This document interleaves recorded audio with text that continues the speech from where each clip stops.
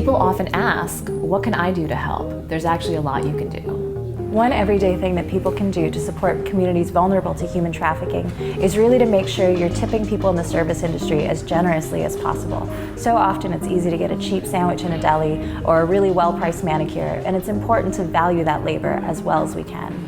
Another everyday way that we can support communities vulnerable to human trafficking is to really be conscious of the conversations we have and the jokes we make. That shame and that stigma is absolutely felt, and it makes it that much more difficult for trafficking survivors and anyone else facing exploitation to reach out for support and connect for services and help. If I had one wish for the world, it would really be for them to have an open mind and to have an open heart. Being more questioning in terms of what you're being fed through the media, through other people, and creating your own knowledge path. Be a media activist.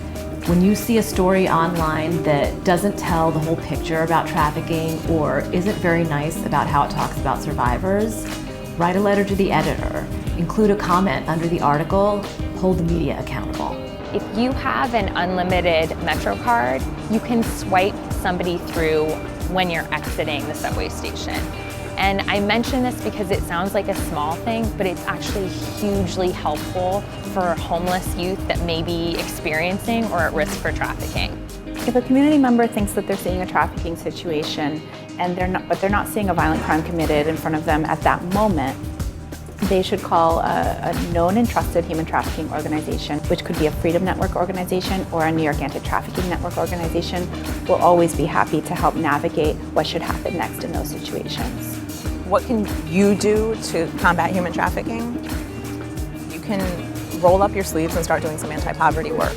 And this is across disciplines and sectors. Try to make sure that we have improved economic conditions and access to justice. Join the fight for a living wage. Engage in criminal justice reform. Think about who we're arresting in this country and why and what that impact has. Do anything that you can in your respective field to make sure that people are less vulnerable to exploitation, abuse, and trafficking. One thing that folks can do to support survivors of human trafficking is to donate directly to organizations who are providing services to survivors of human trafficking. While we all want to rush in and offer whatever support we can, sometimes the best help that we can give is to provide resources to those organizations who are already doing that work on the ground. If you're doing any of this work, you're already fighting trafficking. But don't stop there. Ask others to join, grow the movement, and together we can end trafficking.